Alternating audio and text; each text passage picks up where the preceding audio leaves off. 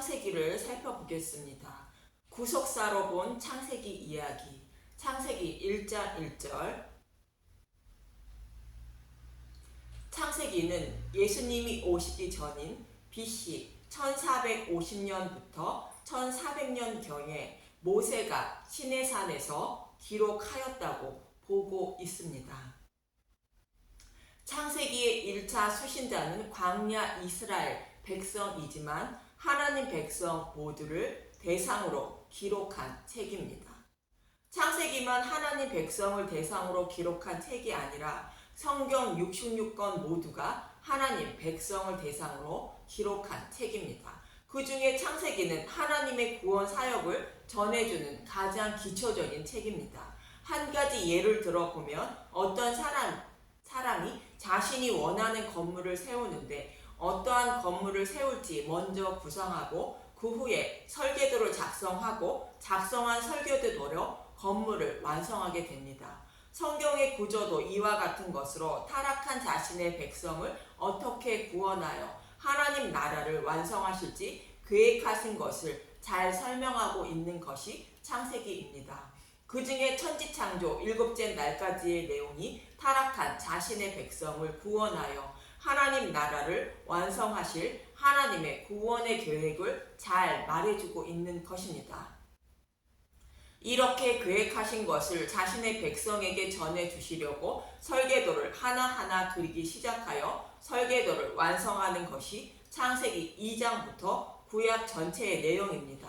더 정확히 말하면 이미 완성한 설계도를 전체적으로 선명하게 색을 칠하여 하나님의 구원의 계획을 설명하고 있는 것입니다. 성경의 내용을 보면 7일간의 천조 창조 이후 하나님의 구원의 계획을 조금씩 더 선명하게 설명해 나가고 있는 것을 알 수 있습니다.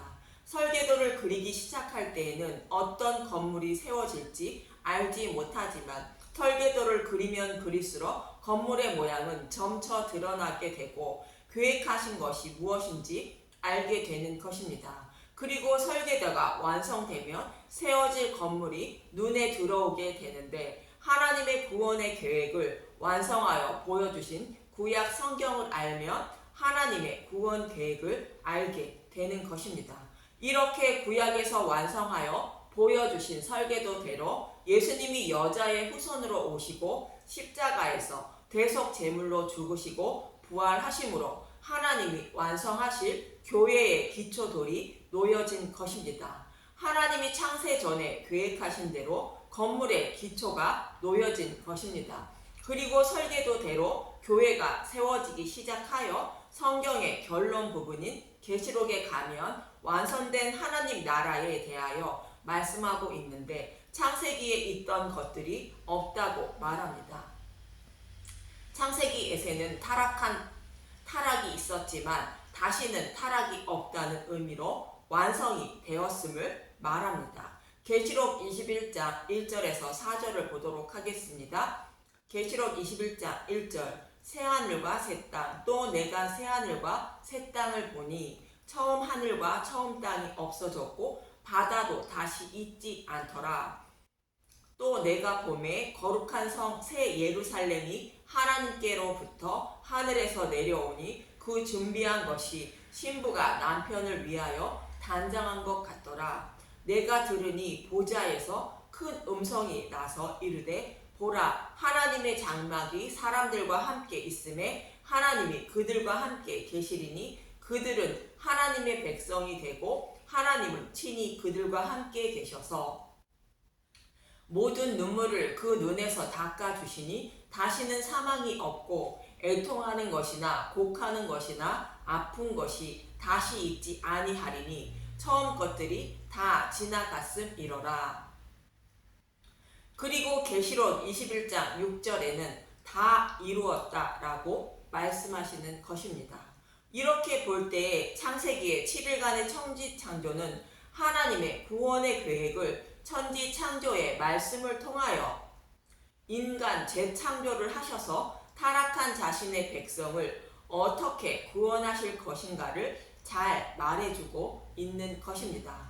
하나님은 창세기 1장에서 계획하시고 계시록에서 완성하시는 것이며 나머지 성경의 말씀은 하나님의 구원 사역을 자신의 백성에게 알리시고 이루시고 구원 그리고 완성하시는 과정을 기록한 것이 성경입니다. 이사야 48장 3절 내가 예로부터 처음 일들을 알게 하였고 내 입에서 그것들이 나갔으며 또 내가 그것들을 듣게 하였고 내가 호련히 행하여 그 일들이 이루어졌느니라. 그럼 창세기 전체의 대략적인 내용을 말씀드리는데 오늘은 11장까지의 내용을 말씀드리도록 하겠습니다.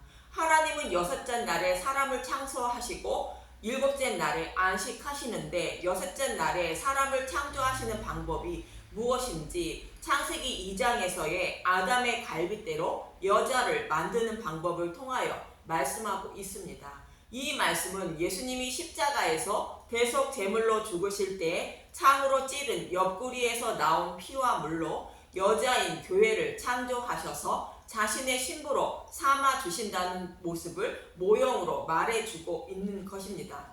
타락한 자신의 백성을 구원하실 방법을 잘 설명해주고 있는 것이며 이렇게 구원하셔서 하나님과 영원한 안식을 하신다는 것입니다. 그리고 3장에 가서는 이 말씀을 좀 더 자세하게 설명하시는데 하나님이 창조하신 피조물인 아담과 하와가 선악과를 먹고 타락함으로 하나님 존전에서 추방당하게 되는데 하나님은 그들을 사랑하셔서 다시 하나님 나라로 인도해 주신다고 약속하시고 가죽옷을 입혀 추방하시는데 창세기 3장 15절과 21절을 보면 창세기 3장 15절 내가 너로 여자와 원수가 되게 하고 내 후손도 여자의 후손과 원수가 되게 하리니 여자의 후손은 내 머리를 상하게 할 것이요 너는 그의 발꿈치를 상하게 할 것이니라 하시고 창세기 3장 21절 여호와 하나님이 아담과 그의 아내를 위하여 가죽옷을 지어 입히시니라.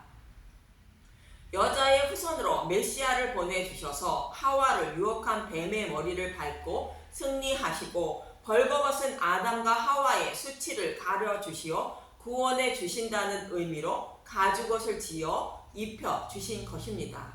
가죽옷은 제물의 죽음을 말하는 것으로 제단에 드려질 제물의 가죽을 말하는 것인데 십자가에서 죽으신 예수님이 입고 계시던 의의 옷을 말하며 이 의의 옷을 입혀주셔서 더러운 죄를 가려주시고 구원해 주신다는 뜻입니다.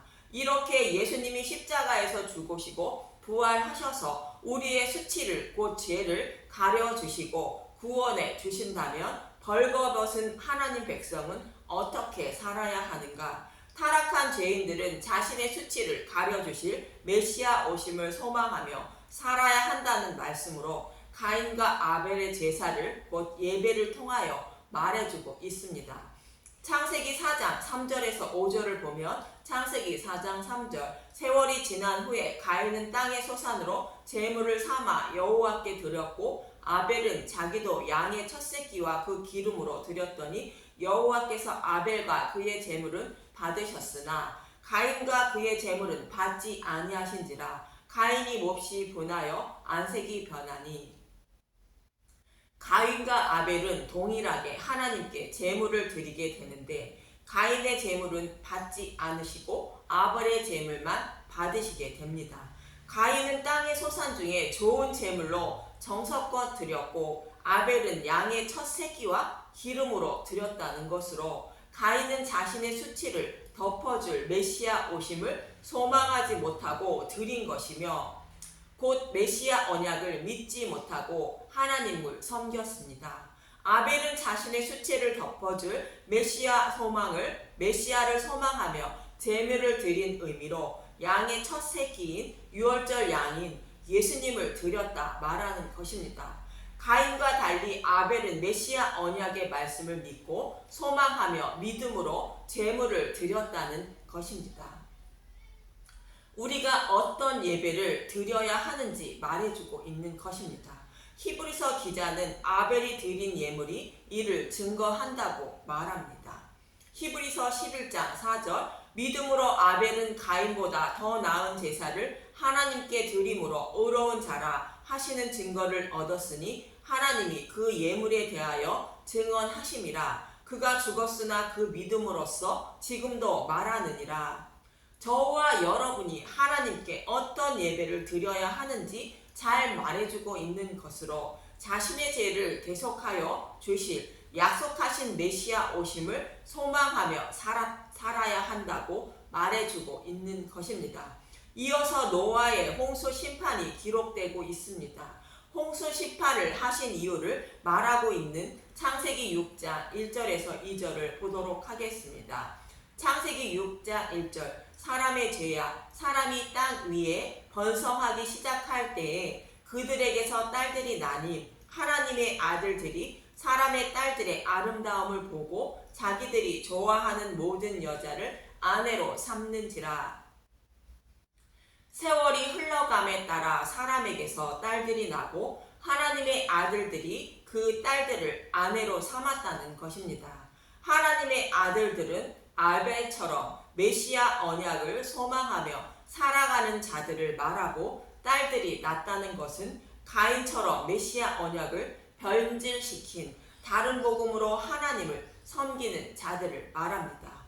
솔로몬이 이방 여인을 아내로 삼아 타락한 모습과 같은 의미인 것입니다. 그래서 하나님의 아들들이 딸의 아름다움을 보고 아내로 삼았다는 것은 아벨이 드린 예배를 드리지 않고 가인이 드린 예배를 드렸다는 것으로 다른 복음을 따르게 되었다는 것입니다. 하나님의 말씀을 조금 변질시켜 하나님의 뜻이 아닌 자신의 소견대로 하나님을 섬기고 있는 자들을 말합니다. 그래서 홍수 심판을 하시게 됩니다. 창세기 7장 10절에서 12절을 보면 창세기 7장 10절 7일 후에 홍수가 땅에 덮이니 노아가 600세 되던 해 둘째 달 곧 그날 11의 날이라. 그날에 큰 기품의 샘들이 터지며 하늘의 창문들이 열려 40주야를 비가 땅에 쏟아졌더라. 땅속에 있던 물과 하늘에 있던 물이 합하여 모든 땅이 잠기어 심판을 하시는 모습입니다.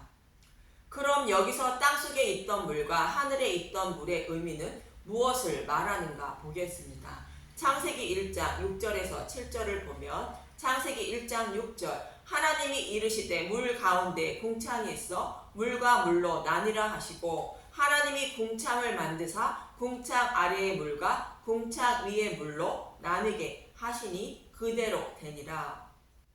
궁창은 하늘을 말합니다. 하늘 위에 있는 물과 하늘 아래에 있는 물로 나누었다는 것입니다. 여기서 하늘 위의 물은 하늘에서 내려주시는 은혜의 물을 말하는 것으로 예수님의 옆구리를 찌르니 피와 물이 나온 그 물을 말하는 것으로 복음의 말씀을 말합니다. 그리고 궁창 아래의 물은 자신의 소견대로 하나님의 뜻을 판단하여 하나님을 섬기는 것으로 다른 복음을 말합니다. 이 둘이 합해지면 다른 복음이 되어 몰살한다는 의미로 홍수 심판을 통하여 말해주고 있는 것입니다. 지금도 궁창 위의 물과 아래의 물이 합쳐진 말씀으로 수많은 사람들이 홍수 심판을 받을 처지에 있음을 알아야 합니다. 나도 혹 다른 복음을 따라가서 사람의 딸들을 아내로 삼고 있는 것은 아닌지 점검해 봐야 하는 것입니다. 디모데후서 4장 3절에서 5절을 보면 디모데후서 4장 3절 때가 이르리니 사람이 바른 교훈을 받지 아니하며 귀가 가려워서 자기의 사욕을 따를 스승을 많이 두고 또 그 길을 진리에서 돌이켜 허탄한 이야기를 따르리라. 그러나 너는 모든 일에 신중하여 고난을 받으며 전도자의 일을 하며 내 직무를 다하라. 사람들은 예수님을 믿는다고 하면서 나의 죄를 사하여 주신 십자가를 알고 의지하려 하지 않고 교회를 나오면 당연히 구원을 받았으니 이제 내 귀를 즐겁게 해주고 평안하다는 말씀을 전해주는 사람을 원한다는 것입니다. 마치 이스라엘 백성들이 바벨론 포로에 끌려가기 직전의 모습과 같은 것입니다. 이런 사람이 사람의 딸들을 아내로 삼은 자들로 다른 복음을 따르고 있는 자들이라 말씀하고 있는 것입니다. 그러나 그 말씀을 전하지 않으면 전도자는 고난을 받는 것은 당연하지만 그 직무를 따라야 한다고 사도 바울은 디모데에게 전해주고 있는 것입니다. 지금의 많은 교회의 모습을 보면 잘 이해를 하시리라 믿습니다. 그러나 이런 홍수 심판 속에서도 생명을 살린 사람이 있는데 노아입니다. 다른 복음으로 인한 홍수 심판 속에서도 살아남는 방법이 무엇인지 노아를 통하여 잘 말해주고 있는 것입니다. 그리고 창세기 3장 21절에 하나님이 아담과 하와를 추방하실 때 가죽옷을 입혀 주신 것이 어떤 의미인지 은혜를 입은 노아의 모습을 통하여 잘 설명해 주고 있는 것입니다. 창세기 3장 21절 여호와 하나님이 아담과 그의 아내를 위하여 가죽 옷을 지어 입히시니라. 이렇게 하나님은 노아에게도 아담과 하와처럼 가죽 옷을 곧 은혜를 입혀 주셨다는 것입니다. 창세기 6장 8절을 보면 그러나 노아는 여호와께 은혜를 입었더라. 노아도 동일하게 다른 복음의 홍수 속에서 진리의 말씀을 구별할 수 없었던 것입니다. 그렇지만 노아는 여호와께서 진리의 말씀을 구별할 수 있는 선물을 받았다는 의미로 은혜를 입었다고 말씀하고 있는 것입니다. 그래서 노아는 심판이 전혀 없을 것 같은 중에서도 장차 임할 심판을 대비하여 120년 동안 방주를 만드는 믿음을 가지게 되었고 결국 홍수 심판에서 생명을 살릴 수 있었던 것입니다.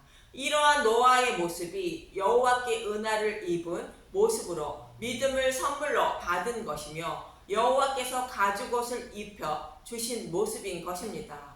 노아와 같이 저와 여러분도 여호와께 은혜를 입어야 생명을 살리게 되는 것입니다. 성령님이 오셔서 믿음을 선물로 주셔야만 하는 것입니다. 성령님이 임하면 죄에 대하여, 의에 대하여, 심판에 대하여 잘 가르쳐 주심으로 믿음이 흔들리지 않고 광야 생활을 통하여 믿음의 방주를 만들게 되는 것이며 하나님의 심판대에서 생명을 살리게 되는 것입니다. 그리고 홍수 심판 후에 사람의 먹거리로 산 동물의 고기를 주시게 됩니다. 동물의 고기는 예수님의 살과 피를 상징하는 말씀으로 복음의 말씀을 먹거리로 주셨다는 의미인 것입니다. 전에는 씨 가진 열매 맺는 채소를 먹거리로 주신 것인데 이 먹거리의 의미를 조금 더 자세히 설명하시기 위하여 산 동물의 고기라 말하고 있는 것이며 예수님은 자신의 살과 피를 먹어야 생명을 살릴 수 있다고 답을 말해주고 있는 것입니다. 홍수 심판을 받은 이유가 다른 복음을 따름으로 대속제물로 오신 예수님에 대하여 알지 못하여 심판을 받는다는 말씀으로 대속제물로 오신 예수님에 대하여 알아야 심판을 받지 않고 생명을 살리게 된다는 말씀으로 오직 복음으로만 구원을 받는다고 말씀하고 있는 것입니다. 홍수 심판 전에는 씨 맺는 채소와 씨 가진 열매 맺는 나무를 먹거리로 주셨는데 이것이 산 동물의 고기인 예수님의 살과 피라 말하고 조금 더 선명하게 말해주고 있는 것입니다. 그러나 홍수 심판 후에 사람들은 또 타락을 하게 되는데 대속제물로 오실 예수님의 살과 피를 먹지 않고 자신들의 귀와 마음을 즐겁게 해주는 말을 따르기 시작한 것입니다. 이것을 또 다른 모형인 바벨탑으로 설명하고 있는 것입니다. 자신의 노력으로 영원한 안식을 누려보는 것을 바벨탑으로 말씀하고 있는 것입니다. 창세기 11장 3절을 보면 창세기 11장 3절 서로 말하되 자 벽돌을 만들어 견고히 굽자 하고 이에 벽돌로 돌로 대신하여 엽청으로 진흙을 대신하고 다듬지 않은 돌과 흙으로 제단을 쌓고 제물을 드려야 하는데 다듬어진 벽돌과 흙이 아닌 엽청으로 제단을 쌓고 제물을 드렸다는 것입니다. 다른 복음으로 하나님을 섬겼다는 것으로 하나님은 바벨탑을 쌓지 못하도록 서로 언어를 혼잡하게 하시고 온 지면에 흩어 살게 하십니다. 이렇게 타락한 인간은 하나님의 뜻을 알지 못하고 자신이 어디로 가는지도 알지 못하고 살아가게 됩니다. 이러한 자들 중에 자신의 백성을 구원하시기 위하여 보내시리라 약속한 메시아에 대하여 조금 더 자세히 설명하시기 시작합니다. 창세기 11장 27절에서 30절을 보면 믿음의 조상인 아브라함의 족보에 대하여 말합니다.